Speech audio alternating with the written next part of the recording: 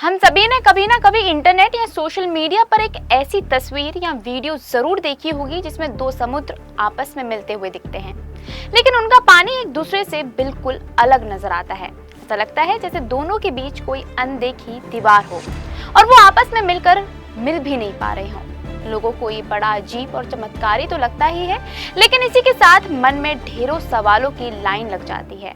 बता दें कि ये अनोखा और सबसे अलग अंदाज पैसिफिक और अटलांटिक ओशंस के बीच देखने को मिलता है, और साथ ही इस बात का भी दावा किया जाता है कि ये दोनों ओशंस आपस में कभी नहीं मिलते।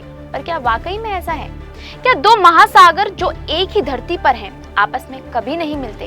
इस सवाल का जवाब वैसे तो साइंस की भाषा में है, लेकिन आज हम आपको अपने इस वीडियो के जरिए बहुत ही आसान शब्दों में समझाएंगे कि ऐसा होने के पीछे की असली वजह क्या है। सबसे पहले ये समझना जरूरी है कि धरती पर मौजूद सभी ओशंस एक दूसरे से जुड़े हुए हैं। इसी के साथ ही बता दें कि अर्थ पर 5 मेन ओशंस हैं, जिनका नाम है Pacific ocean, Atlantic ocean, Indian ocean, Arctic ocean और साउथर्न ओशन। दरअसल इन सभी ओशंस के बीच कोई ठोस दीवार नहीं है, इसलिए ही पानी हर जगह बहता है और सभी समुद्रों का पानी आपस में जुड़ा हुआ रहता है।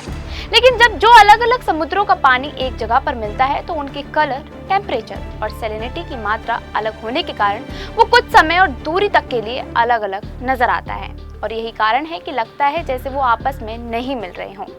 जब हम पैसिफिक और अटलांटिक ओशंस के नहीं मिलने के बारे में बात करते हैं तो अक्सर इसका कॉन्टेक्स्ट कैप हॉर्न या गल्फ ऑफ अलास्का में पाई जाने वाले उस सीन से होता है जहां हर तरह का पानी एक दूसरे के पास होता है, लेकिन वो एक दूसरे से पूरी तरह मिलते कभी नहीं दिखते। ऐसा होने के पीछे कई साइंटिफिक रीजंस होते हैं।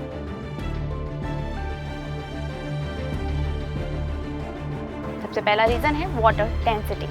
हर समुद्र का वाटर डेंसिटी अलग होता है और ये कई बातों पर डिपेंड करता है, जैसे पानी का टेम्परेचर, उसमें घुला हुआ नमक और गहराई। एग्जाम्पल के लिए अटलांटिक ओशन का पानी काफी ही ज्यादा सॉल्टी होता है, जबकि पैसिफिक ओशन का पानी उसकी तुलना में थोड़ा कम सॉल्टी होता है। सॉल्ट की मात्रा यानी सैलिनिटी ही वाटर वेट और वाटर डेंसिटी को बदलती है। ज्यादा डेंसिटी वाला पानी कम डेंसिटी वाले पानी में जल्दी मिक्स नहीं होता, इसी वजह से दोनों के मिलने पर भी कुछ दूरी तक उनका पानी अलग अलग दिखाई देता है।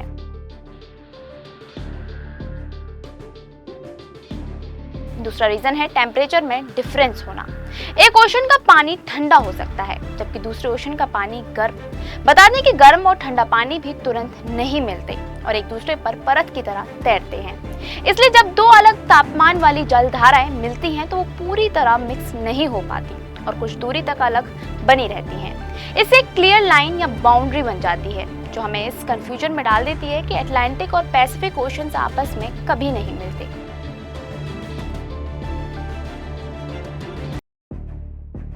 तीसरा रीजन है ओशंस में बहने वाली जलधाराएं या ओशन करंट्स।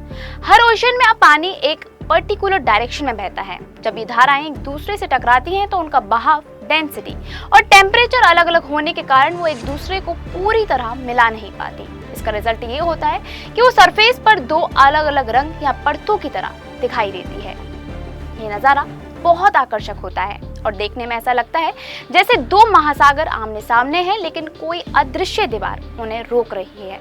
ये घटना केवल पैसिफिक और अटलांटिक ओशन महासागर के साथ ही नहीं होती। दुनिया के कई हिस्सों में इस तरह के दृश्य दिखाई देते हैं, जैसे कि बाल्टिक सागर और उत्तर सागर यानी कि नॉर्थ सी के मिलने की जगह पर भी पानी की धाराएं एक दूसरे में पूरी तरह नहीं मिलती और उनके रंग में डिफरेंस साफ नजर आता है। भारत में भी प्रयागराज के संगम पर गंगा, यमुना और सरस्वती के मिलने पर गंगा और यमुना का रंग अलग अलग दिखाई देता है, जबकि वो एक ही जगह पर जाकर मिलती हैं। अब सवाल ये उठता है कि क्या ये महासागर कभी नहीं मिलते? इसका जवाब ये है कि ये जरूर मिलते हैं, पर समय और दूरी के साथ। जब दो अलग तरह का पानी मिलता है तो वो धीरे धीरे मिक्स होता है। पानी के पार्टिकल्स एक दूसरे के कॉन्टेक्ट में आते हैं और केमिकल और फिजिकल प्रोसेस से धीरे धीरे एक हो जाते हैं। ये प्रोसेस थोड़ा धीमे जरूर होता है, लेकिन अल्टीमेटली पानी मिक्स हो ही जाता है।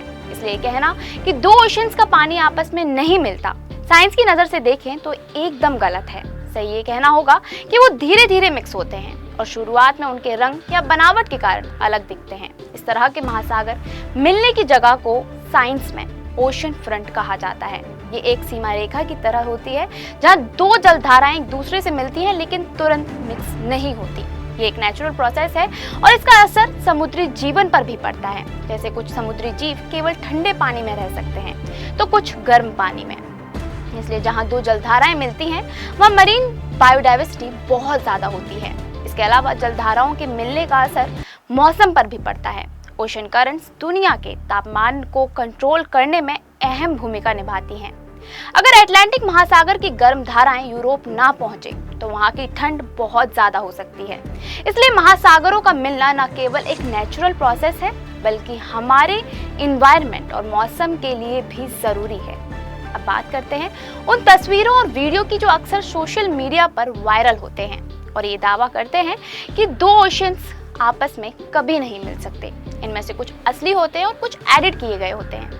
असली वीडियो में भी जो ज्योग्राफिकल व्यू से वो सही होते हैं वहाँ बस इतना होता है कि पानी का रंग और डेंसिटी अलग होने के कारण वो तुरंत मिक्स नहीं होते। ये कोई चमत्कार नहीं बल्कि पूरी तरह से साइंस बेस्ड घटना है।